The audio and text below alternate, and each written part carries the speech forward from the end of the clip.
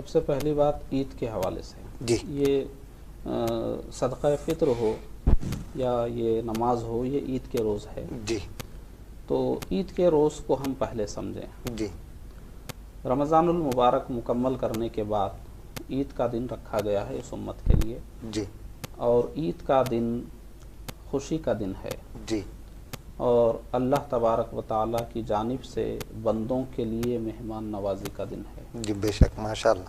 اور ایسی مہمان نوازی ہے اللہ رب العالمین کی جانب سے کہ اگر کوئی شخص عید کے دن روزہ رکھنا چاہے، جی کسی کو ایسا شوق ہو جائے جی کہ میں روزہ رکھوں، آج بھی پورے مہینے سے جی رہ رہا تھا، جی تو شریعت اجازت نہیں دیتی، ماشاء کیونکہ عید کے دن روزہ رکھنا گویا اللہ کی مہمان نوازی سے انکار کرنا ہے.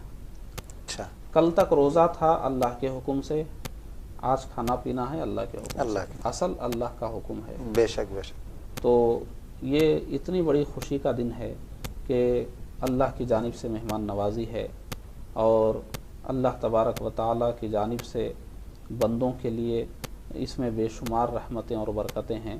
لیکن ان کے ساتھ ساتھ ہمیں کچھ روایتیں بھی یاد رکھنا چاہیے. جی کچھ روایتوں میں بیان ہوا کہ رمضان المبارک کی جو ہماری عبادتیں ہیں، جی تو عید کا دن ان عبادتوں کے قبول ہونے یا رد ہونے کا دن ہے. اچھا. اس دن فیصلہ ہوتا ہے.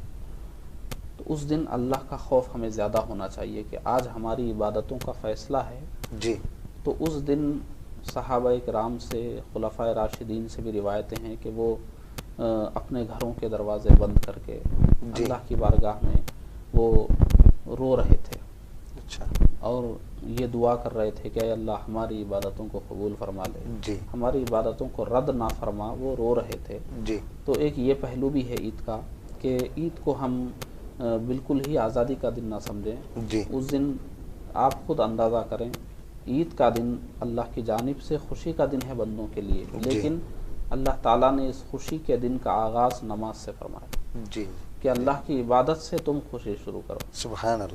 تو اللہ نے ہمارے لیے جو خوشی کا دن مقرر کیا ہے، اس دن اللہ تبارک و تعالیٰ نے شکرانے کے لیے کہ اللہ نے ہمیں روزوں کی توفیق عطا فرمائی، جی رمضان المبارک عطا فرمایا، اور بھی اللہ کی نعمتیں ہیں ہم پر، تو ہم شکرانے میں یہ نماز ہمارے اوپر واجب ہوئی ہے. عید کی نماز واجب ہے. جی اور یہ عید کی نماز جو واجب ہے، یہ بس اس لیے ہے کہ ہماری خوشی کا دن عبادت جی سے شروع ہو. اس میں آپ دیکھیے نہ اذان ہے نہ اقامت ہے، جی جی نہ پہلے کوئی سنت ہے نہ بعد میں کوئی نفل ہے. بے شک. بس 2 خطبے ہیں، وہ بھی جی سنت ہیں. جی تو بس اللہ رب العالمین کی بارگاہ میں ہمیں 2 رکعت شکرانے کے طور پر یہ واجب ہے ادا کرنا ہے. گویا ہم اللہ کی بارگاہ میں سر جھکا کر جی یہ قبول کر رہے ہیں کہ اے اللہ اس خوشی کے موقع پر بھی ہماری خوشیوں کی شروعات تیری عبادت سے ہوتی ہے. بے شک.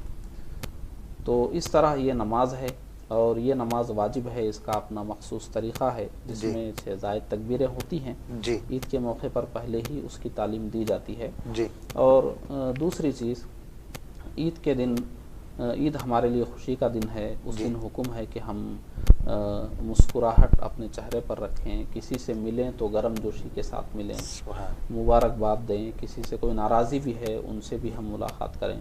معافی تلافی کے معاملات ہیں بڑوں سے، وہ بھی کر لیں.